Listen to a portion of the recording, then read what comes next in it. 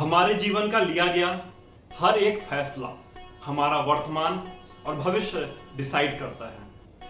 कोई भी काम करने के पहले 10 बार जरूर सोचिए कि ये हमारे लिए भविष्य में क्या परिणाम दे सकता है।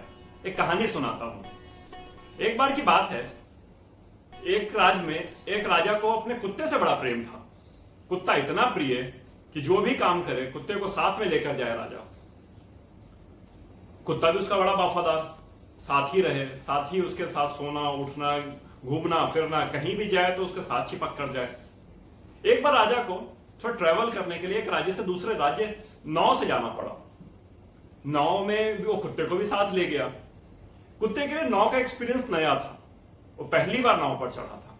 उसने आज तक कभी नाव देखा ही नहीं था, तो उसका एक्साइटमेंट का ठिकाना नहीं था। वो इतना एक्साइटेड था कि नाव पर इधर उधर दौड़े जा रहा था। नाव पर और भी लोग थे जो कि राजा के रंगरक्षक थे, राजा के सैनिक थे, राजा के साथ जाने वाले कुछ और लोग, सेनापति वगैरह और कुछ सलाहकार होते हैं जो बैठे हुए थे जहाज पे। उसकी उछल कूद मचाने से उन लोगों को बड़ा डर लग रहा था।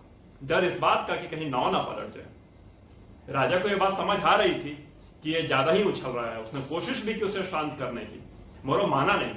कुत्ता तो कुत्ता ही है, कितना भी वफादार हो, मगर इतना समझ पाना, इतना समझा पाना आसान नहीं होता। राजा शांत होकर बैठा रहा। बाकी लोगों की हिम्मत नहीं हुई कि राजा को उसके इतने प्रिय कुत्ते के लिए कुछ बोल दे, इसलिए किसी ने हिम्मत नहीं जुटाई। एक उनके अंगरक्षक ने बोला बड़े हिम्मत जुटाते हुए, राजा यदि इस कुत्ते को नहीं रोका गया तो हम सारे पानी में डूब जाएंगे। राजा ने कहा, मुझे नहीं समझ आ रहा क्या किया जाए, कैसे किया जाए। तुम्हें जो सही लगे वो करो, मेरी तरफ से छूट है। बस फिर क्या था, अंगरक्षक उठा और कुत्ते को गोद में लिया और डाल दिया पानी में। जहाज में ठीक ठाक स्पीड थी। जैसे ही कुत्ता उस फ्लो में गिरा, वो घबरा सा गया, इतना बुरी तरह घबराया कि वो संभाल नहीं पा रहा था खुद को। बार बार नाव को पकड़ने की कोशिश करे, बार बार नाव के पास आने की कोशिश करे। फाइनली उसने एक छोर नाव का पकड़ लिया।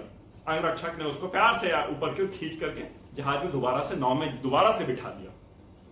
जैसे ही ऊपर आया, एक कोने में जाकर शांति से बैठ गया। न हिले न डुले, कुछ नहीं। ऐसा लगे जैसे पता नहीं उसको कोई सदमा लग गया हो। राजा को यह एक्टिविटी देख करके कुत्ते की बड़े ताज्जुब हुआ। उसने अंगरक्षक से पूछा, भाई तुमने ऐसा क्या किया इसके साथ कि इतना शांत हो गया, सिर्फ पानी में डुबा देने से?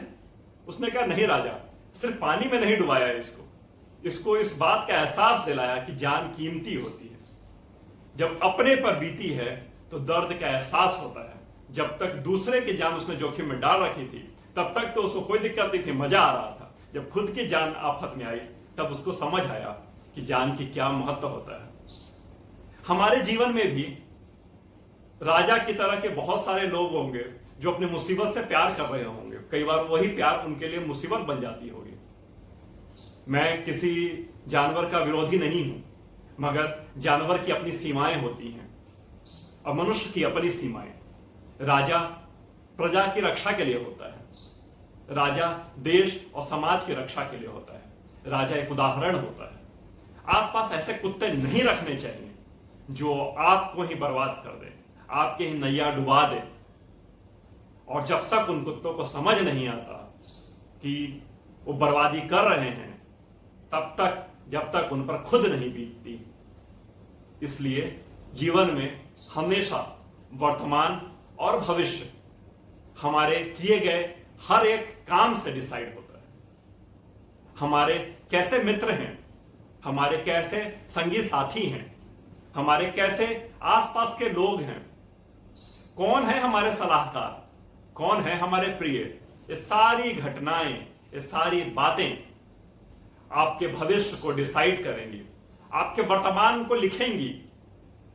भविष्य तभी बनता है जब वर्तमान सुखमय होता है। अतीत के दुखों को लेकर के दुखी होने की कोई जरूरत नहीं कि ऐसा हो गया, वैसा हो गया, काश ऐसा नहीं हुआ होता। जो हो चुका है उसको आपकी कोई ताकत नहीं जो आप उसको बदल दें। जो हो गया है सो हो गया है, एक्सेप्ट कीजिए, आगे बढ़िए। जो बचा हुआ है उसको संजोइए और भविष्य की तैयारी कीजिए। यदि जो है उसको नहीं संभालेंगे, उसको नहीं बचाएंगे, उसकी चिंता नहीं करेंगे, तो वो भी एक समय ऐसा आएगा, अतीत बन जाएगा और फिर बाद में आपके पास पछताने के अलावा और कुछ भी नहीं रहेगा। यह बातें बहुत सारे लोगों के लिए मैं बोल रहा हूं, डायरेक्टली इनडायरेक्टली, जिनको समझ आ रहा हो अच्छी बात है, अगर नहीं समझ आ रहा तो भविष्य में जाके पछताने के अलावा आपके पास और कुछ नहीं बचेगा। कहते हैं पॉजिटिव पॉजिटिव बोलना बहुत आसान है, जब एक बार कोरोना पॉजिटिव हो जाता है तो सारी पॉजिटिविटी की धरी की धरी रह जाती है।